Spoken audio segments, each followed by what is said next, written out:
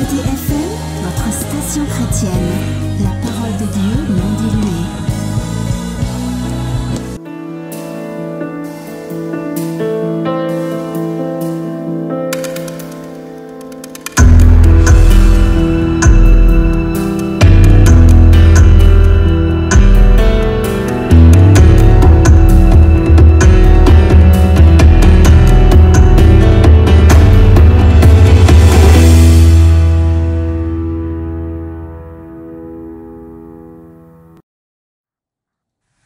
La Sainteté FM, Bienvenue. votre station Si chrétienne. c'est la première fois pour toi de te connecter parce que quelqu'un t'aurait parlé de nos séances d'études bibliques hebdomadaires.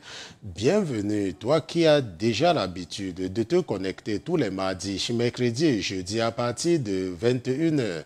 Heure de New York.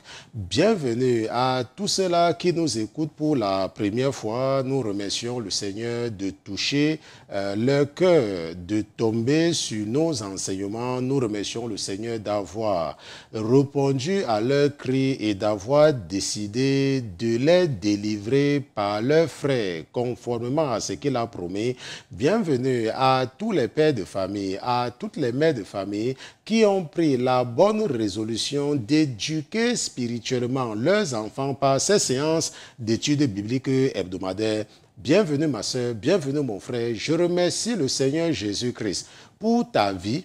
Je remercie le Seigneur Jésus-Christ pour vos vies. Je le remercie d'avoir mis dans vos cœurs le désir des choses spirituelles. La parole de Dieu nous enseigne dans le deuxième épître de Pierre. Dans 2 Pierre chapitre 2 versets 14 à 16, la parole de Dieu dit « Ils ont les yeux pleins d'adultère et qui ne cessent de pécher. Ils amorcent les âmes mal affermies, ils ont le cœur exercé à l'avarice.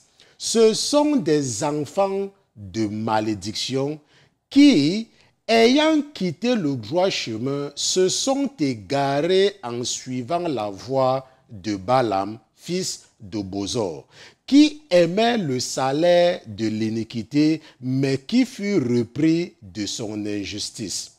Une ânesse muette parlant d'une voix humaine réprimant la folie du prophète. La parole de Dieu dit qu'ils ont les yeux pleins d'adultère. La parole de Dieu dit ils amorcent les âmes mal affermies. La parole de Dieu dit qu'ils se sont égarés ils ont quitté le droit chemin. La parole de Dieu dit qu'ils aiment le salaire de l'iniquité. La parole de Dieu dit que Dieu a utilisé une ânesse pour les parler. Je ne sais pas comment l'ennemi continue à mettre ton cœur sur les miracles des faux prophètes. Je ne sais pas comment l'ennemi continue à te faire croire que parce que quelqu'un te dit qu'il est un prophète, ça veut dire qu'il est le camarade de classe de Jésus-Christ. Je ne sais pas comment l'ennemi continue à t'aveugler. Au lieu de lire et étudier ta Bible, tu te contentes de cet avare qui s'est proclamé prophète ou qui de temps en temps te raconte ce que Dieu a dit. Je ne sais pas comment l'ennemi réussit à faire de toi un paresseux spirituel. Mais ce soir, la parole de Dieu a mis dans le cœur de ton frère et serviteur que je suis de te dire qu'il y a des prophètes qui sont fous. Il y a des prophètes avares. Il y a des prophètes qui se sont égarés. Je remercie le Seigneur Jésus-Christ pour ta vie. Ce soir, nous allons continuer, parce que je ne suis pas sûr que nous allons terminer avec la multitude de révélations, n'est-ce pas, qu'il y a dans mon esprit en ce moment et plein dans le cerveau. C'est pour cela que par mesure de sécurité, j'ai mis deuxième partie, parce que dans la réalité, ça devait être la suite et la fin, mais je ne pense pas. C'est pour cela que nous allons continuer, n'est-ce pas, dans cette série spéciale de ce que nous avons commencé mercredi dernier, si je ne me trompe pas, c'était mercredi, oui, parce que je pouvais être en studio jeudi, mais à la dernière minute, l'esprit s'est arrangé pour que je me repose, n'est-ce pas? Je suis bien arrivé à l'heure, mais à la dernière minute, mon cerveau a commencé à cogner à l'intérieur et j'ai compris que ça veut dire assois-toi et laisse-les digérer ce que tu as enseigné pendant les 2 derniers jours. Et nous allons donc continuer avec l'identité spirituelle, n'est-ce pas? L'identité spirituelle, lorsque tu es qualifié, n'est-ce pas? Lorsque tu deviens chrétien, nous allons continuer à comprendre quelle est l'identité, quel est le passeport et la carte nationale que tu obtiens dans le monde spirituel. L'identité spirituelle, deuxième partie, ou alors suite et fin, ça sera le sujet de notre étude biblique de ce soir. Mais avant toute chose, avant de nous aventurer à utiliser la chair et le sang pour enseigner les princes et les princesses que vous êtes, nous allons d'abord nous assurer de la présence de notre patron dans ce studio. Mais comme notre patron n'est pas un patron ordinaire, comme il est Dieu, comme lui, c'est Jésus-Christ de Nazareth, nous allons lui dérouler le tapis rouge et nous allons demander à tous les autres qui se trouvent dans les cieux, qui se trouvent sur la terre, sous la terre et sous la mer, de se taire, le temps pour nous d'accueillir dans ce studio Jésus-Christ de Nazareth. Gardez l'écoute. À tout à l'heure. Notre bénissons, Père, pour tout ce que tu fais dans nos vies. Nous voulons te rendre toute la gloire, honneur à toi. Merci, Père. Qui résistera à mon Dieu? Personne ne peut, personne ne le fera. Qui résistera à mon roi? Personne ne peut, personne ne le fera. Oh, oh,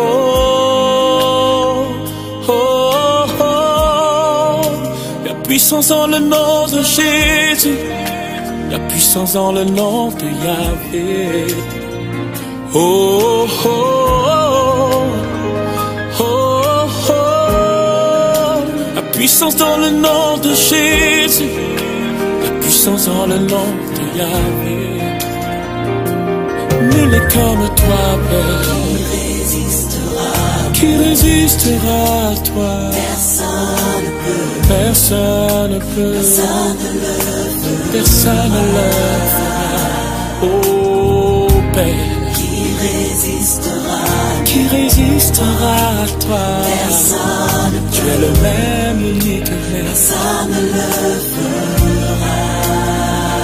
Oh, oh, oh. Résistera au nom de notre Dieu, qui résistera au nom de Jésus-Christ. Qui peut résister devant la grandeur de ta puissance, Seigneur Jésus? Qui peut oser se comparer à toi? Qui peut oser venir se placer devant le Dieu du monde visible et du monde invisible?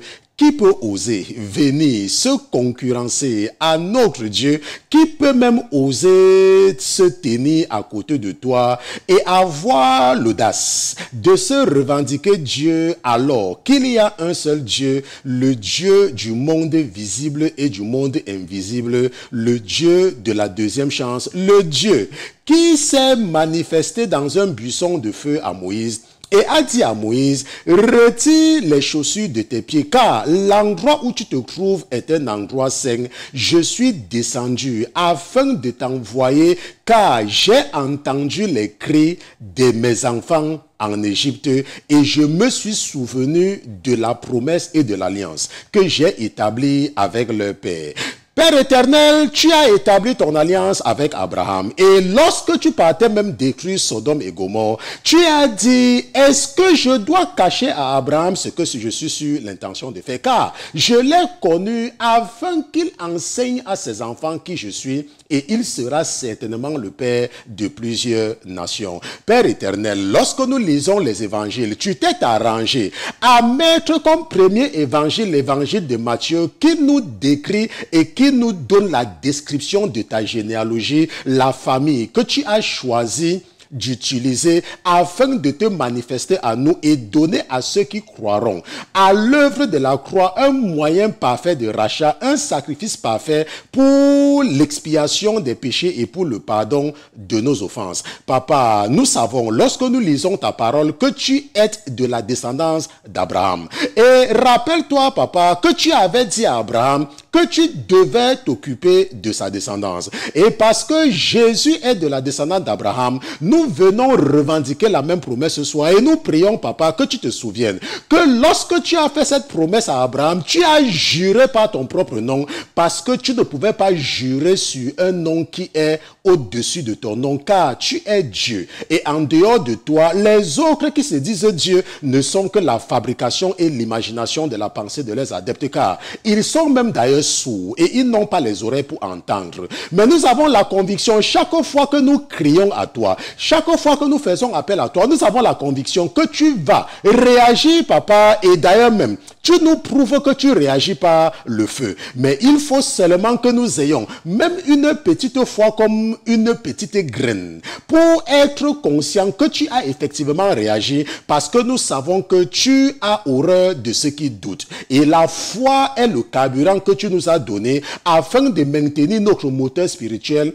en marche. Je te dis merci, Éternel des armées, pour la délivrance de mes frères et mes sœurs, et je te remercie également pour ta fidélité. Je te remercie, papa, parce que tu es Dieu et tu es fidèle à nos rendez-vous. Nous ne savons pas ce que nous avons fait pour mériter cette confiance, nous ne savons pas ce que nous avons fait pour mériter cette attention, mais nous voulons te témoigner notre fidélité une fois de plus ce soir, et nous voulons déclarer dans le monde spirituel que nous sommes d'accord avec Pierre, et que nous sommes aussi d'accord avec Jean, car il n'y a aucun autre Dieu, aucun autre nom qui nous a été donné, aucun nom comme le nom de Jésus-Christ par lequel nous pouvons et nous devons être sauvés, et nous savons que ce nom, le nom de Jésus, est le nom qui nous délivre. Nous savons que c'est le nom qui nous réconcilie avec notre Créateur. Nous savons que c'est le nom auquel nous pouvons faire appel à tout moment afin de recevoir la visite ou la visitation de notre Créateur, le Dieu de miséricorde, le Dieu de bonté, le Dieu de grâce, le Dieu de la deuxième chance. Je te dis merci, papa, pour ta présence dans ce studio ce soir, et je te remercie de prendre le contrôle de mon âme et de mon esprit afin de m'empêcher d'utiliser mon raisonnement cartésien pour enseigner les princes et les princesses qui sont connectés en ce moment. Nous te remercions pour la grandeur de ta miséricorde au nom de Jésus-Christ, ton serviteur et tes enfants. D'une seule voix, nous te disons Amen, Amen, Amen.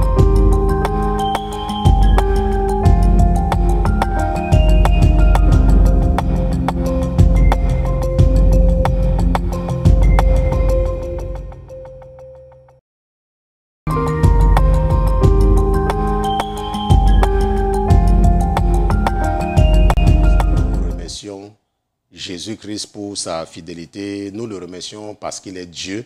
Nous le remercions parce que sans Jésus-Christ, il nous serait totalement impossible d'aller devant Dieu. Car Jésus, n'est-ce pas, est tout pour nous. Ok, Jésus, il est tout pour nous. Jésus, il est tout pour nous. Il n'y a pas, nous n'avons rien d'autre, n'est-ce pas, en dehors de Jésus.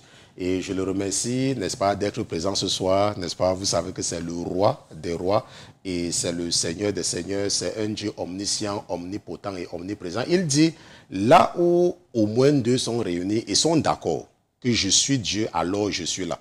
Mais lorsqu'il s'agit, n'est-ce pas, des occasions comme celle-ci, ce n'est pas tout le temps que le Seigneur est présent. On se comprend, ce n'est pas tout le temps qu'il est présent, et il est présent ce soir. Et à chaque fois qu'il est présent, ça veut dire qu'il est d'accord. Ok, parce que je vous ai dit la dernière fois que ce que je suis en train d'enseigner, c'est par révélation. Et quand il est présent, il me fait toujours signe, n'est-ce pas, de me rassurer de sa présence. Et c'est très important, n'est-ce pas, de marcher avec le Seigneur. Il y a un de vos frères qui a publié quelque chose aujourd'hui sur le forum Jésus-Christ la solution. Si tu n'es pas membre de notre forum, n'est-ce pas, tu peux toujours nous écrire à contact à la sainteté.com et puis nous allons t'ajouter dans notre forum. Nous avons un forum chrétien, n'est-ce pas, où nous nous assurons de glorifier le Seigneur par tout ce que nous faisons. Donc, contact à la sainteté.com et avec ton prénom et ton numéro de téléphone et nous allons t'ajouter dans le forum. Et le frère, n'est-ce pas, a parler de quelque chose, n'est-ce pas, que j'aime tellement, n'est-ce pas. Vous savez qu'une fois, Jésus a dit aux enfants d'Israël que partez, n'est-ce pas, partez, je vais vous faire arriver là où je vous ai promis, mais je ne viens pas avec vous, n'est-ce pas. Et ceux qui connaissent la valeur de la présence de l'Éternel, n'est-ce pas, ceux qui connaissent la valeur, ok, ils ont dit jamais. La Bible dit qu'ils ont commencé à pleurer. Pourquoi? Ce n'est pas que Dieu les avait tapés. Ce n'est pas qu'un fléau était tombé dans le camp. Mais la Bible dit que quand ils ont entendu que je ne serai pas moi là, partez, je ne viens pas avec vous, ils ont commencé à pleurer. On se comprend? Parce que la présence de Dieu, c'est quelque chose, n'est-ce pas? Si tu marches et Dieu n'est pas présent, ça veut dire que tu es en danger. Parce que l'ennemi est toujours prêt à attaquer. Mais quand tu as l'assurance de la présence de l'Éternel, n'est-ce pas, comme votre serviteur, j'ai l'assurance, je vous ai dit comment on a renforcé ma sécurité, n'est-ce pas? Ils sont nombreux, les anges qui me suivent partout où je pars, ok? Et le Seigneur n'est pas ici tout le temps, on se comprend? Je vous ai dit qu'il y a 3 anges, n'est-ce pas? Quand je suis ici, quand je suis assis ici, ok, ils sont 3. Il y a un ici derrière moi, ok, il y a un ici, il y a un à ma gauche, et puis il y a un à ma droite, ok, ils sont 3. Quand je suis assis ici. C'est pour cela qu'il nous avait instruit que personne ne doit s'asseoir sur cette chaise. Okay? Que personne ne doit s'asseoir sauf sur mon autorisation. Et ça, c'est quand je suis en studio pour vous enseigner. Ils sont là en permanence. Okay? Et quand je ne suis pas ici en studio, n'est-ce pas, il y a les anges qui assurent la protection de cet endroit. N'est-ce pas, en permanence. Okay? En permanence. Imaginez un peu, c'est un peu comme quand vous partez à une présidence. N'est-ce pas, les militaires sont là en permanence. C'est la même chose ici. Donc, ils sont là en permanence. Et je me rappelle qu'il y a un de mes fils qui aimait souvent beaucoup venir ici, là, n'est-ce pas, jusqu'à ce qu'il a lui-même vu, n'est-ce pas, il a reçu cet avertissement que ce n'est pas n'importe comment qu'on vient ici. Et en dehors maintenant d'ici, où nous sommes, ok, il y a d'autres qui sont maintenant dehors pour assurer également la protection à l'extérieur, n'est-ce pas, là où nous vivons. Et il y a un également qui est sur le toit, ok, à tout moment pour les détecter à distance. Parce qu'ils ont toujours tendance, n'est-ce pas, à entrer ici. Et à chaque fois, quand ils veulent entrer, n'est-ce pas, on les bloque. Ok, je vous dis ça seulement pour dire que lorsque tu marches avec le Seigneur, n'est-ce pas, le Seigneur se révèle à toi. Maintenant, mais ce qu'il faut comprendre, c'est que ce que je vous dis là, ce n'est pas la chose la plus importante. Ça, c'est ce que j'ai constaté par expérience, n'est-ce pas. Je ne dis pas que Dieu m'a dit, n'est-ce pas. J'ai constaté que la foi, n'est-ce pas, dépasse tout ça. La foi. Ça veut dire quoi? Ça veut dire que si tu as la foi, que Jésus est avec toi. Si tu as la foi, que Jésus est avec toi, ça dépasse quand Jésus te parle. Ok, la foi dépasse tout. Ok, la foi, c'est l'arme la plus fatale dans le monde spirituel. C'est pour cela qu'il ne faut pas être quelqu'un, n'est-ce pas, qui aime courir après les miracles. Le Seigneur peut te donner les outils. Comme moi, certainement, je sais que les outils qu'il m'a donnés, c'est pour m'occuper de vous. C'est comme avant-hier, je ne sais pas, c'était avant-hier, ok, c'était comme avant-hier, dimanche, il y a une de vos sœurs que j'aime vraiment beaucoup. C'est vrai, n'est-ce pas, elle n'est pas rapide, elle est lente dans sa croissance, mais en tant que berger, moi, je m'occupe seulement de ce qu'on m'envoie. Ok, je m'occupe seulement de ce qu'on m'envoie, c'est tout. Et l'ennemi voulait me tenter, n'est-ce pas, en la frustrant. L'ennemi voulait me tenter. Et je sais que comme beaucoup parmi vous, parfois vous croyez qu'il y a des choses que vous pouvez faire. Parce que vous dites que oh, je suis l'élève du pasteur Christian, n'est-ce pas? Le pasteur Christian, comme vous aimez utiliser père entre guillemets, je ne suis même pas le père spirituel de quelqu'un, n'est-ce pas? Je suis que guide spirituel, n'est-ce pas? Mais vous êtes libre de vous me qualifier. Comme il y a une de vos sœurs qui a dit que pasteur, c'est que vous n'aimez pas ça, mais moi je vous considère comme ça quand même, n'est-ce pas? Et elle voulait donc se débrouiller seule dans cette situation. Et elle s'est rendue compte que ça ne donnait rien, n'est-ce pas? Elle a supporté pendant presque 2 jours. Elle ne voulait pas, n'est-ce pas? Elle ne voulait pas l'aider. Elle voulait aussi se prouver. Elle voulait aussi sentir, n'est-ce pas? Qu'elle est aussi dedans. Mais elle a compris après que, n'est-ce pas? Le bébé peut manger la viande qui est dure jusqu'à un certain niveau, mais il y a une certaine viande que l'enfant ne peut pas manger. Et elle a donc fait appel à moi, n'est-ce pas? Elle dit, pasteur, pardon, pasteur, pardon, pasteur. Et quand je suis arrivé à la maison, n'est-ce pas? C'est le genre de personne que quand elle fait appel à moi, il y a des gens, que même si ces gens me font appel à 1h du matin, j'ai réagi. Ok? Parce que l'esprit est là. Mais ils ne comprennent pas. Donc, tu sens qu'il y a quelque chose. Et j'ai donc appelé, elle me dit, oh pasteur, n'est-ce pas, je suis à l'hôpital depuis, les médecins ont déjà tout fait, n'est-ce pas, je ne sais pas, je n'arrive pas, machin, monter, machin. J'ai dit que, quoi? C'est quoi? Dis encore, raconte-moi encore, raconte-moi. Elle me raconte, j'ai dit, ok, on va maintenant voir, n'est-ce pas, entre qui est le plus fort. Entre le pasteur Christian et les démons là, nous allons voir maintenant qui est le plus fort. Ok, n'est-ce pas? Et j'ai essayé de l'exhorter et j'ai commencé à prier pour elle. Et quand j'ai commencé à prier pour elle, n'est-ce pas, je voulais arrêter, mais l'esprit n'arrêtait pas. Quand je voulais arrêter, l'esprit n'arrêtait pas. À un moment donné, j'ai voulu arrêter, l'esprit a dit que je n'arrête pas. J'ai donc continué. Et continué, jusqu'à ce que le Seigneur a réagi immédiatement. N'est-ce pas? Parce que je sais, il y a des moments quand je prie, le Seigneur réagit immédiatement. Il y a des moments où je peux prier, il ne réagit pas. N'est-ce pas? Et dans ce cas, n'est-ce pas, je m'appuie sur les prières suivantes. N'est-ce pas? Mais le Seigneur a réagi immédiatement. Immédiatement, le Seigneur a réagi. Et quand le Seigneur a réagi, j'ai compris que la raison pour laquelle on l'a gardé dans cette situation, c'est parce qu'on voulait l'aider. Okay? Parce que c'est une personne que le Seigneur m'a déjà utilisé beaucoup pour l'amener à connaître qui est le vrai Dieu. N'est-ce pas? Plusieurs fois. Okay? Parce que quand on me l'a envoyé, elle avait besoin de quelque chose et elle n'arrivait jamais à voir. Ça ne dépendait pas de qui, vers qui elle partait. Ça ne dépendait pas de vers quel prophète elle partait. Mais je lui ai demandé une chose. Quand le Seigneur a mis dans mon cœur de l'amener, de lui montrer qui est le vrai Dieu, je lui ai dit, tu n'es pas obligé d'être extravagante pour être élégante. Ok, tu n'es pas obligé d'être extravagante. C'est une personne que, quand elle s'habillait, n'est-ce pas, il fallait que tu vois tout sur elle. On se comprend. Je lui ai demandé, pourquoi tu fais ça? Elle me dit, oh pasteur, tu sais que parfois... Je lui ai dit, écoute, je vais te demander une chose. Si tu peux laisser que le Seigneur t'utilise pour montrer à tes sœurs qu'une femme peut être élégante étant simple. On se comprend? Une femme peut être élégante étant simple. Tu vas voir. Elle m'a dit, oh pasteur, je vais essayer. Et justement, elle a commencé à essayer. Et ce qu'elle voulait depuis des années, je vous dis ce qu'elle voulait depuis des années. Un jour, elle est partie au truc, le prophète lui dit que je voyais les trucs, machin, truc, mais tu seras délivré. Et c'est comme ça que le Seigneur lui a donné quelque chose une fois. Mais elle traînait toujours les pas. Et j'ai continué, je ne me suis pas découragé. Pourquoi? Parce que le Seigneur m'a montré que quand il m'envoie quelqu'un, et je disais ça à l'une de vos sœurs aujourd'hui, n'est-ce pas? C'est pour ça que parfois les gens ne comprennent pas, n'est-ce pas? Une fois, mon fils m'a demandé que, mais papa, comment tu fais? Et une de vos sœurs m'a demandé aujourd'hui que, mais pasteur, comment vous faites? N'est-ce pas? Pour supporter ces gens-là. J'ai dit, le Seigneur m'a prouvé dans le passé que quand il me confie quelqu'un, et la personne traîne les pas, et je me décourage, et je laisse la personne, n'est-ce pas, se retrouve dans une situation terrible. C'est ce qu'il a réussi à me prouver. Donc, c'est à partir de ces expériences passées que je puise le courage, n'est-ce pas, de supporter certaines personnes, malgré ce que... parce que j'ai vu ce qui s'est passé dans le... Donc, c'est pour ça que vous voyez le pasteur Christian puise sa patience là-bas. Parce qu'il m'a dit que le pasteur Christian te voit, pourquoi tu supportes telle personne, pourquoi tu supportes telle personne? Non.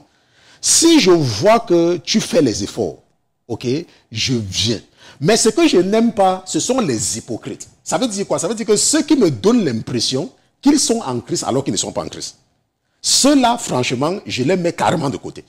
Mais lorsque je vois que quelqu'un c'est un voleur, mais je suis en train de tout faire pour que la personne abandonne le vol, et la personne est en train de faire les efforts, peut-être la personne avant volait 10 fois, après la personne commence à voler 5 fois, n'est-ce pas? Bien sûr, la personne n'a pas arrêté, mais je vois l'effort, donc je continue. On se comprend. Et c'est donc comme ça que le Seigneur, n'est-ce pas, je remercie le Seigneur pour sa vie. Il était très tard dans la nuit, et je lui ai dit, si je vais continuer, si le matin arrive, et que tu n'as pas encore accouché, si le matin arrive, je vais venir dans cet hôpital-là. Et ils sauront qu'il y a des gens qu'on ne blague pas avec. Je lui ai dit, si je me lève le matin, arrange-toi à me texter, n'est-ce pas? Et je suis parti me coucher très fatigué. Et dès que j'ouvre mes yeux, n'est-ce pas, la première chose, c'est que je vois un message avec un gros bébé. On se comprend. Donc, c'est seulement pour vous dire que le Seigneur, n'est-ce pas, c'est un Dieu qui est fidèle. Et c'est une grâce, si tu m'écoutes, n'est-ce pas, d'écouter ses enseignements. Okay? Beaucoup voudraient écouter ce genre d'enseignement, mais ils n'ont pas cette grâce-là. Donc, si le Seigneur a mis dans ton cœur d'écouter, n'est-ce pas, attentivement le pasteur Christian, tu peux demander à ceux qui me suivent depuis des années. Okay? Je ne suis pas un pasteur qui va venir dire que viens, je prie pour toi pour que tu pries le travail. Je ne suis pas là-dedans. Okay? Mais si tu m'écoutes, le travail va te chercher. On se comprend. Si tu m'écoutes, n'est-ce pas, la stabilité va te chercher. Si tu fais ce que je te dis, tout votre sœur avec qui je parlais en journée, je lui disais que n'oublie pas où tu étais. Ok, c'est une sœur, c'est une de vos sœurs que j'aime beaucoup, n'est-ce pas? Quand je l'ai rencontrée, quand elle est venue à moi il y a quelques années, elle ne savait pas si sa vie partait à gauche ou si sa vie partait à droite. Et aujourd'hui, n'est-ce pas, les choses, n'est-ce pas, se sont remises en ordre. Et parfois, elle a tellement le zèle que quand je sens cela, je l'appelle. Parce que parfois je réponds, parfois j'appelle. Je lui ai dit que n'oublie jamais d'où tu sors. Ok, il ne faut pas oublier. Ok, ça c'est très important. Nous allons donc partir dans, c'était le prélude, nous allons partir dans, nous allons retourner. La dernière fois, nous avons commencé à étudier l'identité spirituelle du chrétien. Et ce que nous avons vu la dernière fois, c'était dans Jean, nous allons lire juste Jean chapitre 1. Allons un peu dans Jean chapitre 1 et nous allons lire à partir du verset 11. Ok, nous allons lire à partir du verset 11, n'est-ce pas? La Bible dit dans Jean chapitre 1, verset 11 à 13, qu'il est venu chez les siens et les siens ne l'ont point reçu, n'est-ce pas? Mais à tous ceux qui l'ont reçu, il leur a donné le droit d'être faits, n'est-ce pas, enfants de Dieu, savoir à ceux qui croient en son nom, n'est-ce pas, qui ne sont point nés du sang, ni de la volonté de la chair, ni de la volonté de l'homme, mais de Dieu, n'est-ce pas? À ceux, la Bible dit que, mais à tous ceux qui l'ont reçu, il leur a donné le droit. Ok, il leur a donné le droit. Et la dernière fois, donc, nous avons compris donc que Jésus nous donne ce droit. Ok, c'est un droit. Ok, Jésus nous donne ce droit-là. Nous avons vu ça la dernière fois, j'ai expliqué. Et maintenant, nous avons également compris que lorsque nous acceptons Jésus-Christ, n'est-ce pas, nous obtenons notre nouvelle identité au baptême. Ça veut dire quoi? Ça veut dire que tu peux accepter Jésus. Prenons l'exemple d'un Africain, prenons le cas d'un Ivoirien d'origine qui vient vivre aux États-Unis. Quand il vient aux États-Unis, il a le droit d'être aux États-Unis de façon légale s'il est venu avec la loterie américaine. Ok, ce qu'on appelle la green card. Il a le droit. Ok, il a le droit. Il vit, il a le droit de rester aux États-Unis. Il n'est pas illégal, n'est-ce pas? Mais il devient citoyen américain après 5 ans, selon la loi américaine. Dans certains pays, c'est 10 ans. Dans certains pays, donc il a le droit d'être là. Maintenant, lorsque tu acceptes Jésus, ok, tu as le droit. Tu as le droit. La Bible dit qu'il te donne le droit. Ok, mon épouse va remontrer cela. N'est-ce pas? La Bible dit, nous allons repartir là-bas. La Bible dit que, mais à tous ceux qui l'ont reçu, il leur a donné le droit d'être fait.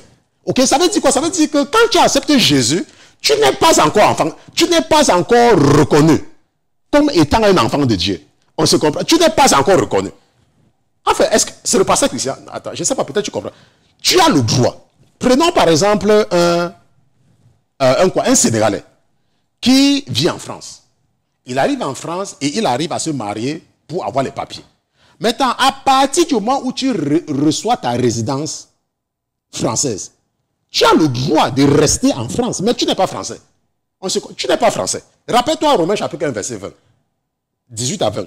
La Bible dit que Dieu nous parle par tout ce qui nous entoure. Tu as le droit, mais tu n'es pas français.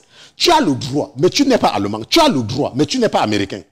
Mais parce que tu as reçu Jésus, que la Bible dit que tu as le droit. Jésus nous donne le droit. Bon, maintenant, et nous avons maintenant compris à partir de quel moment on devient effectivement américain. À partir de quel moment, et c'est ça que nous avons vu dans Romains chapitre 6, n'est-ce pas? Nous sommes juste en train de faire les rappels. C'est très important. Et vous allez comprendre pourquoi nous faisons ces rappels-ci là. Ok, c'est biblique. Ce que nous faisons là, c'est biblique. Et nous allons voir ça. Maintenant, regardez que dans Romains chapitre 6, à partir du verset 3, la Bible, nous avons vu la dernière fois que ne savez-vous pas que nous tous qui avons été baptisés en Jésus-Christ, nous avons été baptisés en sa mort. On se comprend? Est-ce que tu ne sais pas? Ça veut dire que tu as accepté Jésus. Mais tu as le droit. Et la Bible dit que est-ce que tu ne sais pas que toi qui as été baptisé, tu as été baptisé à sa mort. Et maintenant, voici ce que la Bible dit que nous avons donc été ensevelis avec lui par le baptême. En sa mort. Afin que comme Christ est ressuscité des morts par la gloire du Père, de même nous marchions nous aussi dans une vie nouvelle. On se comprend? Donc, ce n'est qu'à partir du baptême que tu es maintenant considéré comme un enfant de Dieu. Avant, tu avais le droit.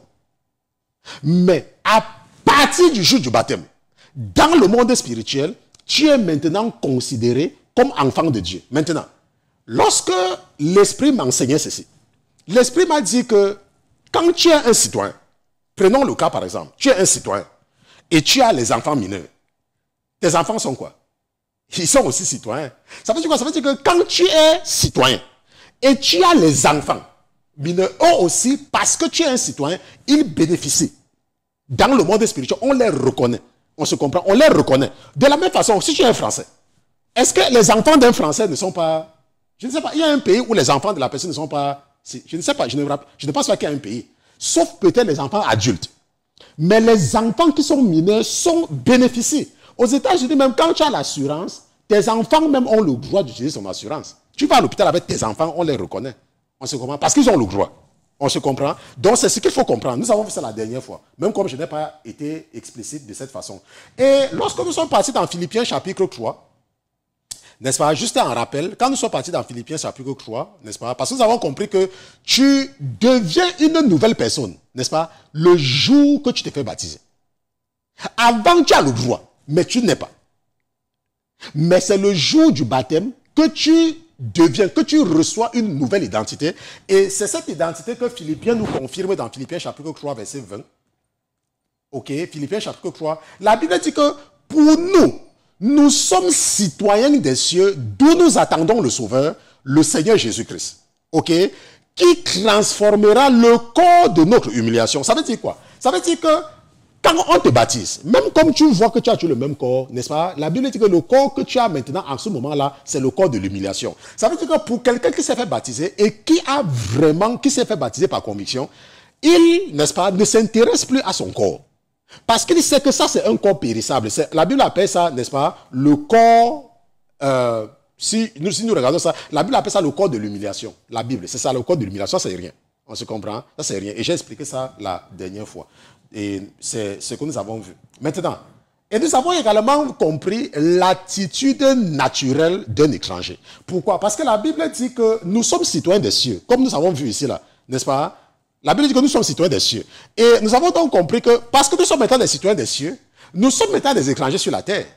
Et c'est pour cela qu'en tant qu'étrangers, nous avons compris l'attitude naturelle de l'étranger. Les étrangers, n'est-ce pas, la plupart d'entre eux sont parce qu'ils savent qu'ils ne sont pas dans leur pays. Et maintenant, pour pouvoir s'en sortir dans un pays étranger, Dieu nous conseille d'être humbles. On se comprend? L'humilité, n'est-ce pas, n'est pas un péché capital. Je veux dire, ce n'est pas l'humilité. Je veux dire que quand tu n'es pas humble, ce n'est pas un péché. On se comprend? La Bible ne dit pas que si tu n'es pas humble, tu pêches. Ce n'est pas ce que la Bible dit. La Bible dit seulement que Dieu résiste aux orgueils. La Bible ne dit pas que l'orgueil est un péché. Moi, je n'ai pas vu l'orgueil quelque part comme un péché. Mais la Bible dit que Dieu résiste aux orgueils.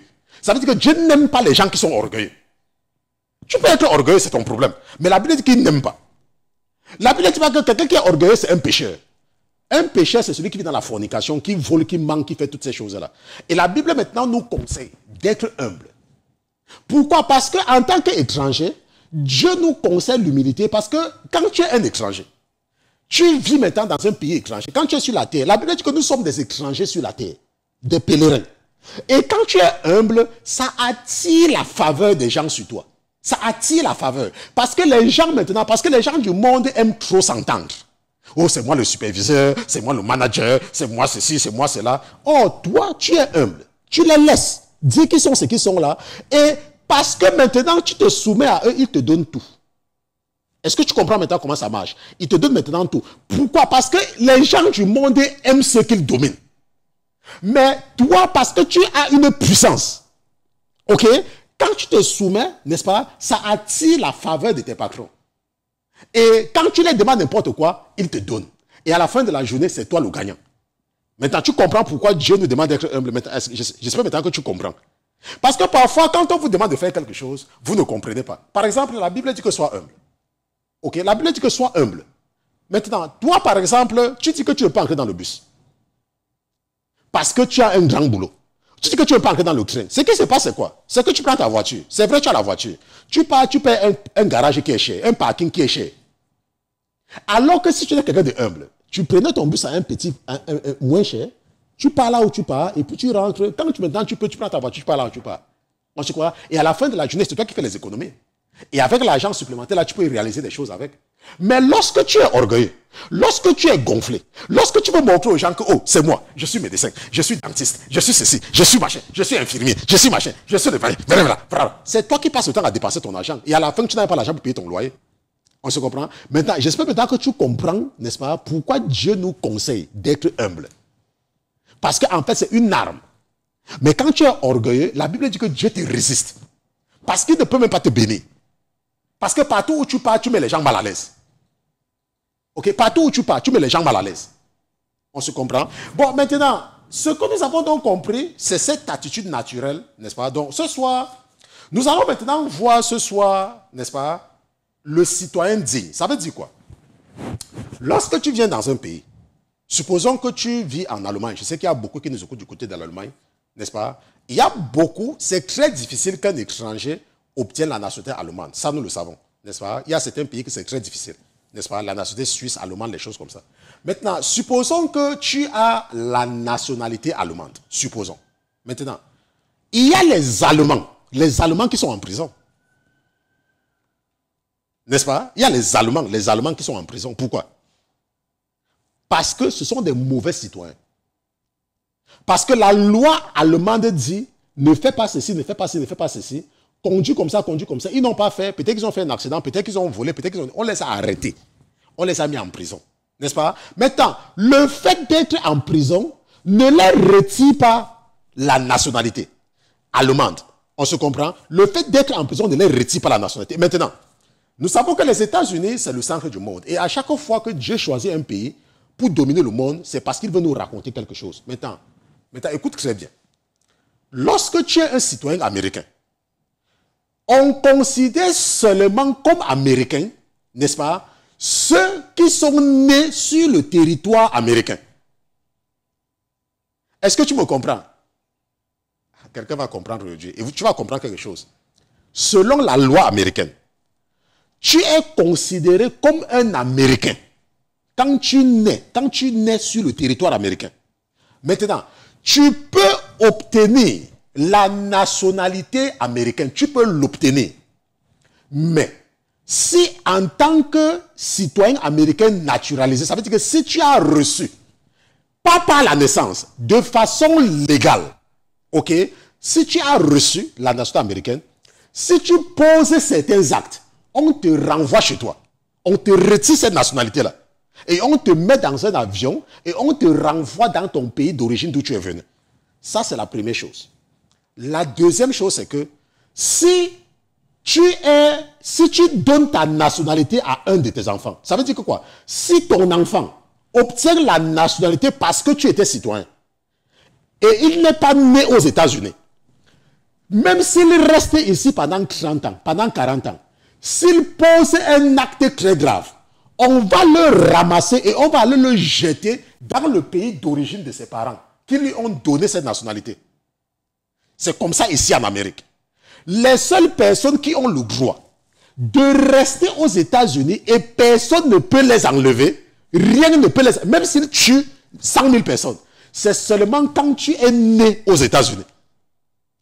C'est ton pays, on te considère comme cela. Mais même si tu es venu en Amérique à l'âge de 1 mois, avec tes parents, et tu es devenu américain, si après 40 ans, tu poses un acte grave, on va te prendre pour te renvoyer dans le pays d'origine de tes parents. Maintenant, pourquoi est-ce que Dieu permet cela? Ça veut dire quoi? Ça veut dire que, rappelez-vous, la Bible dit que nous, qui n'étions pas un peuple, il a fait de nous un peuple. Nous qui n'étions pas un peuple. Et la Bible dit que nous avons reçu le droit d'être fait enfant de Dieu par Jésus-Christ. On se comprend? Ça veut dire quoi? Ça veut dire que c'est Jésus qui nous donne le droit de devenir enfant de Dieu. Parce que de façon naturelle, nous ne sommes pas les enfants de Dieu. Dieu n'a pas fait une alliance avec nous. Nous les païens, il n'a pas fait. Les seules personnes qui ont le droit et qui sont les enfants de Dieu, ce sont les Juifs. Ce sont eux, les seules personnes dans le monde spirituel. Nous les païens, nous recevons, nous avons vu ça ensemble. Non? Pourquoi je me dérange même? On a vu ça ensemble. La Bible dit que nous recevons le droit. Parce que les siens. Attendez, peut-être tu n'as pas bien compris ça. Retournons un peu dans Jean chapitre 1. Peut-être là tu n'as pas bien compris. Tu vas peut-être bien comprendre maintenant. Jean chapitre 1, allons au verset 10.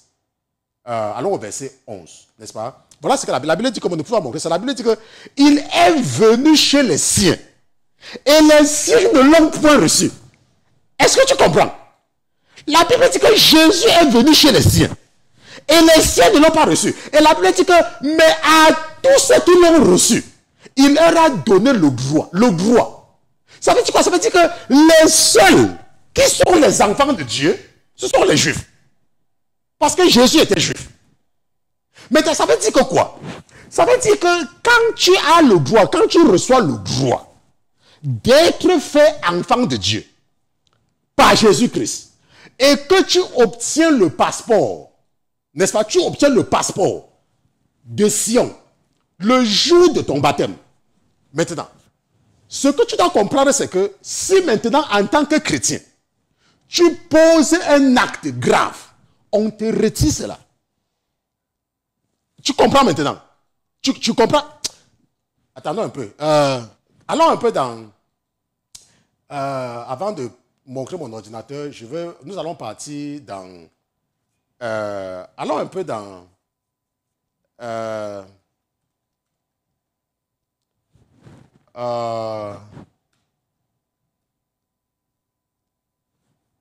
je crois que c'est dans Hébreux chapitre 6, verset 4. Ok? Maintenant, regardons un peu. Hébreux chapitre 6, verset 4. Hébreux chapitre 6, regardons le verset 4. N'est-ce pas? Maintenant, la Bible dit ceci. La Bible dit que, car ceux qui ont été une fois illuminés, donc ça veut dire que ceux qui ont été une fois qualifiés d'enfants de Dieu, c'est ce que ça veut dire. Maintenant, tu comprends maintenant, c'est ce que ça veut dire. Car ceux qui ont été une fois illuminés, qui ont goûté le don céleste, qui ont eu le passeport français, qui ont eu le passeport allemand, qui ont eu le passeport américain, n'est-ce pas? Ceux qui ont été une fois et qui ont goûté le don d'être un Américain, le don d'être français, alors qu'ils étaient des Africains, alors qu'ils étaient des Sud-Américains, n'est-ce pas? Qui sont devenus participants du Saint-Esprit. N'est-ce pas? La Bible dit que car ceux qui ont été une fois illuminés, ceux qui ont obtenu une fois le passeport, la Bible dit que maintenant, et qui ont goûté la bonne parole de Dieu et les puissances du siècle à venir. Quand tu es un citoyen, tu as les avantages. Tu as les avantages, tu peux tout faire. Parce que tu es un citoyen, tu peux tout faire. En tant qu'enfant de Dieu, tu peux tout faire. Les démons ne peuvent pas te toucher parce que tu es un enfant de Dieu. Maintenant, écoute ce que la Bible dit que, et qui sont tombés. Et qui sont tombés. La Bible dit qu'il est impossible de les renouveler encore pour la repentance, puisqu'ils crucifient eux-mêmes le Fils de Dieu et l'exposent à l'illuminé. Mais ce qui est important, la Bible dit que, et qui sont tombés, il est impossible de les renouveler encore. Mais est-ce que tu comprends? Attends, ça se comprend? Mais est-ce que tu comprends? Parce que je veux que tu comprennes. Parce que tu vas dire, oh, pasteur Christian, il y a un mot que le diable a utilisé pour encourager les gens à perdre les nationalités. En anglais, cela s'appelle backslide. Et en français, je pense, ça veut dire rétrograder. Oh, j'ai rétrogradé 2 fois, le Seigneur m'a rappelé. Ce n'est pas biblique. C'est faux. C'est faux, c'est archi faux, et c'est faux 3 fois, et c'est faux 4 fois, et c'est faux 10 fois. Et c'est faux 20 fois. Il n'y a pas quelque chose dans le monde spirituel que j'ai rétrogradé 4 fois. Ça n'existe pas. La Bible dit que si tu as accepté Jésus et que tu as obtenu la nationalité, tu t'es fait baptiser par conviction. À moins que tu ne sois parti à la piscine pour te laver à la plage. La Bible dit que si on t'a donné le passeport et que tu poses un acte qui est dangereux, c'est pour ça qu'on dit que tu tombes. La Bible dit qu'il est impossible de te redonner la... On va te porter, on va aller te jeter dans ton pays. Ça veut dire que tu vas être considéré, tu ne peux plus. On se comprend? Voilà. Je sais que tu as compris. Parce que vous, je dis ce qui blague avec le péché là. Maintenant, nous sommes dans un cas de voir maintenant qu'il y a donc ce qu'on appelle les citoyens dignes. Ça veut dire quoi? Ça veut dire que je suis un Américain. Comment est-ce que j'ai fait pour devenir Américain? On a dit, si tu viens aux États-Unis et tu es résident pendant 5 ans et tu ne commets aucun crime, alors tu peux appliquer, tu peux demander à être un citoyen américain. Et quand tu fais la demande, on regarde tout ce que tu as fait depuis que tu es entré aux États-Unis. On regarde tout ce que tu as fait. On voit que, ok, oh, il s'est bien comporté. On dit, ok, viens, jure maintenant que tu vas soutenir. Tu dis oui. Et on te dit, ouais, on te donne le certificat de naturalisation. Et ce certificat de naturalisation, maintenant, te permet d'aller faire un passeport américain. Et partout où tu pars, On sait qu'on ne voit pas, on ne sait pas comment tu es devenu américain. Rappelle-toi, personne ne sait comment tu es devenu américain, hors des États-Unis. Quand tu es hors des États-Unis, on te voit seulement avec le passeport américain. C'est la même chose avec le chrétien. On ne cherche pas à savoir si tu as fait les avortements, si tu as menti, si tu as fait ceci. On ne cherche pas à savoir. Dans le monde spirituel, ça n'a aucune importance. Dans le monde spirituel, ce qui est important, c'est ton identité que tu as en Jésus-Christ. On se comprend? Ça veut dire quoi? Moi, par exemple, quand mon épouse, parce que moi je voyage rarement, je n'ai pas le temps pour voyager. Parce qu'avant de voyager, je dois penser que je vais vous mettre où? N'est-ce pas? Tous mes enfants, je ne sais pas là où je vais les abattre, je vais les mettre. C'est pour ça que vous voyez que je ne voyage pas, parce que toi tu vas enseigner. On se comprend? Maintenant, prenons par exemple le cas du frère Pierre. Si le frère Pierre veut voyager, il quitte, il part en France. Quand il arrive devant l'immigration des Français, il donne son passeport. On dit, oh, what are you coming? Oh, welcome. On va lui parler en anglais, parce qu'on respecte les Américains. Maintenant, est-ce qu'on lui a demandé comment tu as fait pour avoir ton passeport? Ce n'est pas important. On se comprend? Ce qui est là, c'est qu'il a le passeport. Point final. Il est américain. Point final. On comprend? Dans le monde spirituel, c'est la même chose. Maintenant, ce qui se passe maintenant, c'est que l'ennemi maintenant peut avoir tendance, pas avoir tendance. L'ennemi maintenant, parce qu'il est jaloux et parce qu'il veut que tu doutes, il passe maintenant le temps à te rappeler comment tu as fait pour devenir citoyen. Mais ça n'a aucune importance. On sait quoi? Pourquoi? Parce que la Bible dit que si quelqu'un est en Christ, il est maintenant un Américain. On se comprend? La Bible dit dans 2 Corinthiens chapitre 7, disait que si quelqu'un est en Christ, il est maintenant français. On se comprend? La Bible dit, enfin ça c'est ma Bible. Tu vas dire que au pasteur Christian n'a pas écrit qu'il est devenu français, ce n'est pas mon problème. Si tu ne comprends pas ce que je dis, ce n'est pas ton problème. La Bible dit que ceux qui ont les oreilles pour entendre, entendent ce que l'Esprit dit aux églises. N'est-ce pas? La Bible me dit, ma Bible me dit, que si quelqu'un est en Christ, il est maintenant un Suisse. On se comprend? C'est tout ce que la Bible me dit.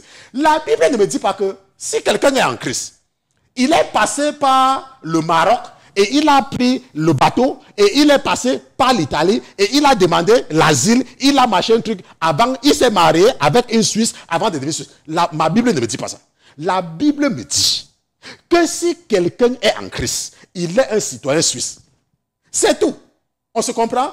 Si quelqu'un est en Christ, il est une nouvelle créature. C'est tout ce qui est écrit dans ma Bible. Et la Bible dit que les choses anciennes sont passées.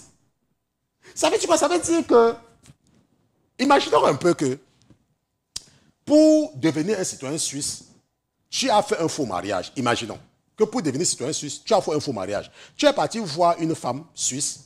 Tu as dit, oh, je t'aime, je t'aime, je t'aime. Elle avait 45 ans, n'est-ce pas? Tu avais 20 ans. Mais tu as dit que je t'aime parce que tu calcules les papiers. Comme beaucoup d'Africains font. OK? Et on t'a donné les papiers. Et tu es devenu suisse. Et quand tu as maintenant ton passeport suisse, tu commences à chercher les problèmes à la femme là parce que tu ne veux plus. Tu as laissé une femme en Afrique que tu l'as promis le mariage. Et après maintenant, tu fais tout que ça se gâte. On se comprend? Et puis maintenant, tu pars, tu prends maintenant la femme. On va te retirer ton passeport. Attends, je te pose la question, réponds au pasteur Christian. On va te retirer ton passeport. Maintenant, ce qui va se passer, c'est que toi, tu auras dans ta conscience que tu t'étais marié à cause des papiers. Mais ça n'a aucune importance. On se croit, ça n'a aucune importance. La vérité qui est cardinale, 1 plus 1 égale à 2, ça c'est une vérité cardinale, n'est-ce pas? 10 plus égale à 20, c'est que tu as ton passeport suisse, c'est tout. On se comprend? Maintenant, ce n'est pas tout le monde qui a le passeport suisse. Ce n'est pas tout le monde. Ça veut dire quoi? Ça veut dire que selon la loi de la Suisse, tu as mérité, tu as rempli tous les critères. De la même façon, dans le monde spirituel, tu avais des problèmes. Peut-être que tu étais malade. Peut-être que tu avais, je ne sais pas ce que tu voulais. Tu as écouté le message de l'évangile. Et tu as décidé d'accepter Jésus-Christ. Et tu t'es fait baptiser, n'est-ce pas, de façon consciente. Pas parce que tu es parti te laver à la piscine. La Bible dit que tu as reçu, n'est-ce pas, une nouvelle identité dans le monde spirituel. Maintenant, l'ennemi va venir te dire que, oh, est-ce que tu sais que tu avais fait ceci? Ça n'a aucune importance. Tu vois, ça n'a aucune importance. C'est pour ça que la Bible dit que si quelqu'un est en Christ, il est un citoyen. Les choses anciennes n'ont aucune importance. Donc, je ne veux pas que l'ennemi continue à te distraire. Que, oh, tu avais fait ceci, c'est pour ça que tu es devenu ceci, tu avais fait cela, c'est pour ça que tu avais fait ceci, tu étais parti voir le pasteur Christian, tu ne lui avais pas tout dit la vérité, c'est pour cela qu'il a prié pour toi. Ça n'a aucune importance.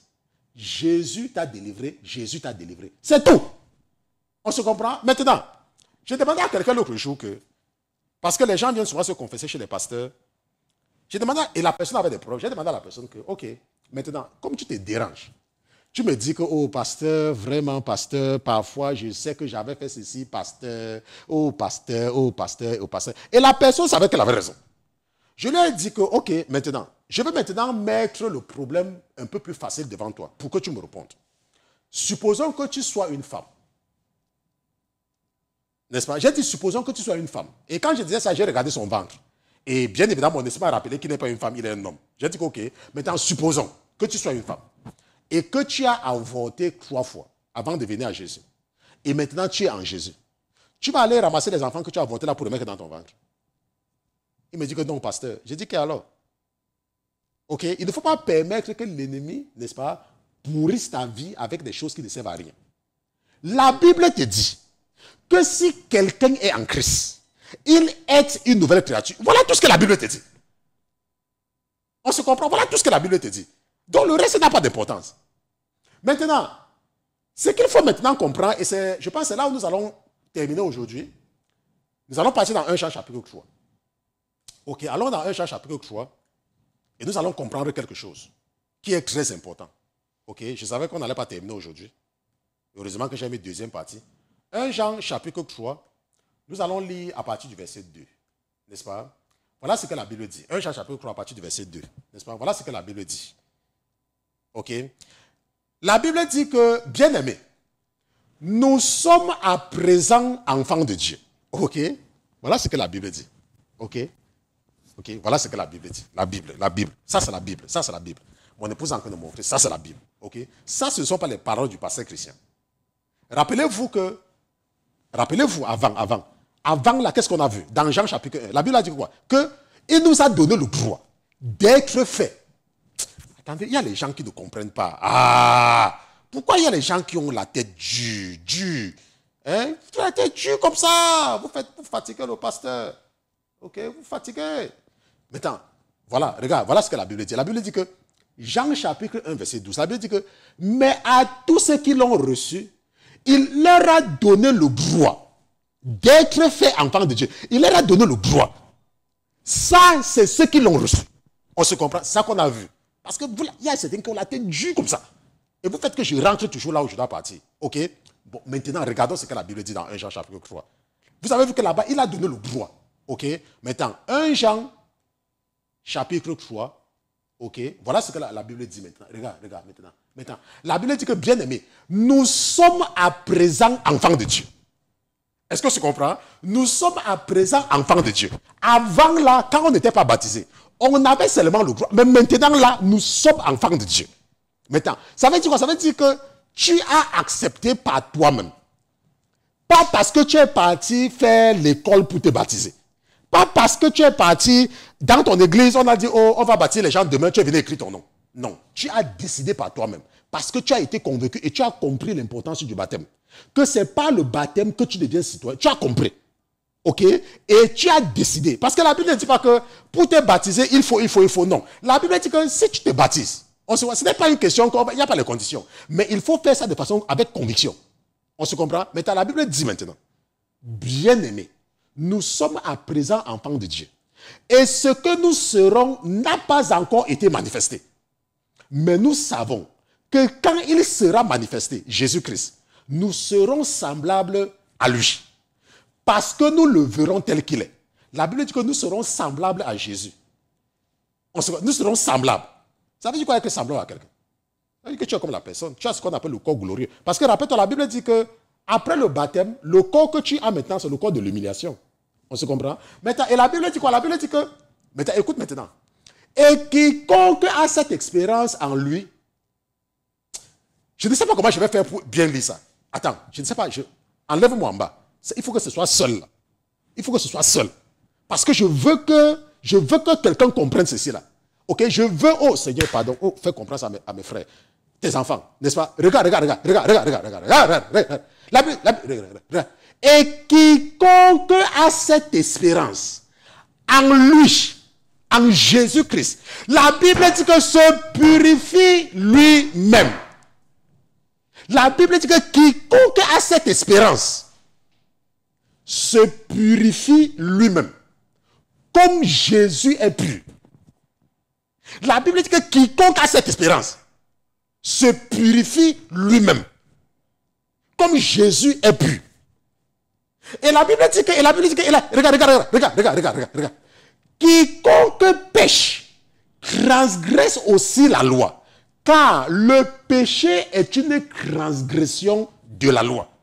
Et la Bible dit que, or, vous savez que Jésus-Christ a paru pour ôter nos péchés et qu'il n'y a point de péché en lui. Maintenant, la Bible définit ce que c'est le péché. La Bible dit que le péché, c'est quoi? C'est la transgression de la loi. Ça veut dire quoi? Ça veut dire que la Bible te dit qu'il ne faut pas vivre dans la fornication. La Bible te dit qu'il ne faut pas commettre l'adultère. La Bible te dit qu'il ne faut pas convoiter. La Bible te dit ne te fais pas les statuts. La Bible te dit que honore ton père et ta mère. La Bible te dit, n'est-ce pas? Ça c'est la loi. La Bible te dit. Et la Bible dit que si tu fais ce que la Bible t'a dit de ne pas faire, la Bible dit que tu pêches parce que tu transgresses. Et la Bible dit que il n'y a point de péché en Jésus-Christ. On se comprend? Il n'y a point de péché en Jésus-Christ. Et la Bible dit que quiconque demeure en Jésus ne pêche point. Quiconque pêche ne l'a point vu et ne l'a point connu. On se comprend? La Bible dit que quiconque pêche ne l'a point vu et ne l'a point connu. Et la Bible dit que petits enfants, que personne ne vous séduise. Celui qui pratique la justice est juste, comme lui-même est juste. Et la Bible dit que celui qui commet le péché est du diable. On se comprend? La Bible dit que celui qui commet le péché est du diable. Il va changer. Jésus va venir le changer. N'est-ce pas? Jésus. Moi, j'ai connu les églises où les pasteurs empruntaient de l'argent. Ils empruntaient de l'argent aux membres de l'église et on est au courant, on ne les fait rien. J'ai connu des églises où les gens vivent dans la fornication. Et on les laisse faire des choses dans l'église. Et quand tu parles, tu dis que Jésus va venir les changer. La Bible dit que celui qui commet le péché est du diable. Un jour, je dormais. Et le Seigneur m'a montré comment j'étais en train d'aller dans cette église. L'église était comme au bord de au fond de la rue. Et je venais. Et quand je venais, j'entendais les gens qui étaient en train de prier dans l'église. Mais plus j'approchais de l'église, il n'y avait pas la lumière dans l'église. C'était l'obscurité. Et il y a un des frères, n'est-ce pas? Il y a un des frères, je crois, il s'appelle Nazil, le frère Nazil, n'est-ce pas? Je le vois. Je lui demande que, mais pourquoi il y a l'obscurité dans l'église? Oh, pasteur Christian, c'est toi qu'on attendait. J'arrive dans l'église. Je vois les gens en train de prier dans l'église et le Seigneur me montre, avec mes deux yeux-ci, coro, les gens qui sont en train de diriger la prière. Il y avait un qui était parti se placer à côté de l'interrupteur pour éteindre la lumière. Pour s'assurer que si quelqu'un vient allumer, il va éteindre la lumière. Et je l'ai vu. Et c'était quelqu'un qui a l'air très calme. Parce que je le connais. Mais comme le Seigneur ne m'a pas donné le ministère du commérage, je ne prononce aucun nom. Et je suis donc venu. Quand j'arrive à l'église, je demande que, mais pourquoi est-ce que vous faites prier les enfants de Dieu dans l'obscurité? L'autre fuit. Ça, c'était avant que le Seigneur ne nous visitait. Donc, je ne savais pas quelle autorité j'avais. N'est-ce pas? L'autre fuit. Je dis, allumez-moi la lumière là. Pourquoi vous faites prier les gens dans l'obscurité? Pourquoi? Et après, il commence maintenant, comme ils avaient peur de moi, n'est-ce pas? La prière a continué dans la lumière. Après, je me suis levé le matin. Et quand c'est fini comme ça, le frère là, n'est-ce pas? Le frère Nazil m'a accompagné quelque part. On devait partir comme dans un endroit pour boire le jus ou quoi. Je ne me rappelle plus très bien, n'est-ce pas? Après, résumé, je demande, Seigneur, ça c'est quel genre de rêve ça? Il dit que c'est ce que tu as vu. Ça veut dire quoi? Ça veut dire qu'il y a dans des églises les gens qui vivent dans le péché, mais qui dirigent la prière. Laisse-moi te dire une chose. Si tu es dans une église et que quelqu'un, la personne qui dirige la prière vit dans le péché, cette personne est en train de vous faire prier dans le noir. Parce que la gloire de l'Éternel n'est pas là. Vous me connaissez, non? Vous savez que je ne raconte pas n'importe quoi. C'est seulement parce que le Seigneur ne m'a pas donné, n'est-ce pas? Il ne m'a pas donné l'autorisation de prononcer les noms des gens. Et même si je dis même les noms, ça ne va rien changer. C'est pour ça que je dis seulement ce qui est bien. Comme je dis quand le frère Nazim, parce que c'est bien. Il n'a rien fait de mauvais. Okay? Mais moi, je ne parle pas les noms des gens ici. Mais celui qui a les oreilles pour entendre, entende ce que l'Esprit dit aux églises. On se comprend? Donc, si tu connais quelqu'un qui te dit qu'il est chrétien, Il te dit qu'il connaît Jésus. Et il vit dans le péché. Laisse-moi te dire, tout ce que tu fais avec la personne là, c'est une perte dedans. Parce que la Bible dit que celui qui commet le péché est du diable. Car le diable pêche dès le commencement. Or, le Fils de Dieu a paru pour détruire les œuvres du diable. Et la Bible dit que quiconque est né de Dieu ne commet point le péché. Parce que la semence de Dieu demeure en lui. Et il ne peut pas pécher. Parce qu'il est né de Dieu. On se comprend? Et la Bible dit que c'est en cela que se révèlent les enfants de Dieu et les enfants du diable. Quiconque ne pratique pas la justice et n'aime pas son frère n'est point de Dieu. Regarde ce que la Bible dit. La Bible dit que... Ah, pourquoi le temps finit? Pourquoi toi tu finis? Pourquoi toi tu finis? Ah, le temps est fini. On va continuer demain. Ok? Je vais mettre le bras. On va continuer demain. Je n'abuse pas du temps des anges. Ok? Donc, nous sommes arrivés au terme de l'étude biblique de ce soir, n'est-ce pas? C'était la deuxième partie. Nous allons continuer demain, n'est-ce pas? Avec 1 Jean chapitre 3, verset 9. Et j'espère que nous allons terminer demain, selon les notes que j'ai ici. À moins que vous, le papa, n'est-ce pas, ne me donne d'autres choses. Si c'était la première fois pour toi de te connecter, nous sommes la Sainteté FM, la Sainteté Télévision. Nous sommes un ministère d'enseignement et d'édification. Nous ne sommes surtout pas un ministère évangélique. Notre mission, c'est de nous adresser à ceux-là, n'est-ce pas, qui ont déjà une certaine marche avec Jésus-Christ, mais qui sont encore victimes de la ruse du diable. Et si tu as écouté quelque chose et tu as des questions, n'est-ce pas, tu peux m'écrire directement et c'est le seul moyen de me contacter. Ça ne sert à rien de demander aux gens à gauche et à droite quel est mon numéro parce que je ne réponds même pas aux messages et je ne décroche pas le téléphone. Ok? Je ne réponds pas aux messages. Je ne décroche pas le téléphone. Ok? Sauf quand c'est l'esprit qui est en moi qui me force. Mais je ne réponds pas. Donc, surtout vous qui avez commencé à prendre la mauvaise habitude de m'écrire là. Ok? Il ne faut plus perdre votre temps. Je ne réponds pas aux messages. Ok? Vous êtes des milliers. Et si je prends cette habitude, je vais vite mourir. Et je ne veux pas moi mourir, mais je vais partir, mais pas maintenant. Ok? Si tu as n'importe quel problème, écris à Pasteur Christian. Ok? Je vais encore remettre le contact juste pour vous aider. Ok? Contact. Mon épouse va remontrer cela. Ok? Donc ça, c'est ça. Nous attendons seulement l'ordinateur. Voilà ça. Pasteur Christian. Ok, à la sainteté.com, Pasteur Christian à la sainteté.com. Ok, ça c'est si tu as n'importe quelle question à me poser. Maintenant, si tu veux contacter le ministère, tu veux les informations par rapport au ministère, tu peux écrire à contact à la sainteté.com. Contact à la sainteté.com. Et si tu es une femme et tu veux joindre les femmes qui prient, parce que nous avons un groupe de prière des femmes, ok, tu peux nous écrire à contact à la sainteté.com. Il y a un groupe de femmes, spécialement des femmes, où, n'est-ce pas, elles se retrouvent plusieurs fois par semaine pour prier. Et tu nous écris et nous allons te dire comment joindre le groupe. Ou alors tu peux nous envoyer ton prénom et ton numéro de téléphone et nous allons t'ajouter dans le forum des femmes. Ok? Donc nous allons prier pour que je vous confie dans les mains de votre Père et nous allons nous retrouver demain pour une nouvelle séance d'études bibliques. Seigneur Jésus, je te remercie d'avoir été présent ce soir dans ce studio. Je te remercie pour la vie de ton serviteur que je suis. Je te remercie, Papa, pour ta présence dans nos vies. Je te remercie surtout pour ton esprit sans lequel nous sommes perdus.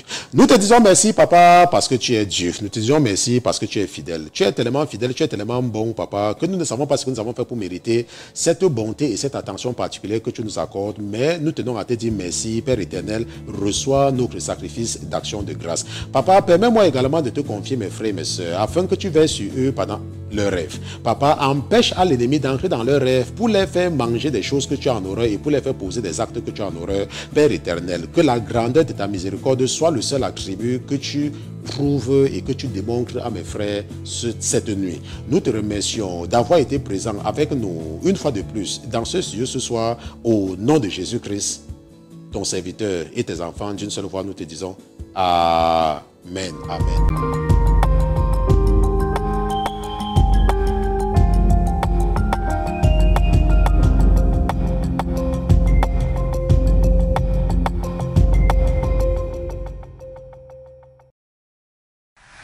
La Sainteté FM, votre station chrétienne.